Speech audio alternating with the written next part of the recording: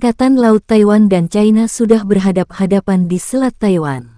Dilansir Kementerian Pertahanan Nasional Taiwan, kapal penghancur Taiwan terus memonitor dan mengawasi kapal perang PLA China yang melakukan latihan.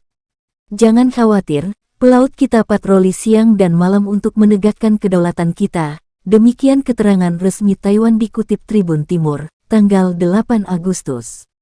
Konflik Taiwan dan China memanas pekan ini seiring kedatangan Ketua DPR Amerika Serikat Nancy Pelosi.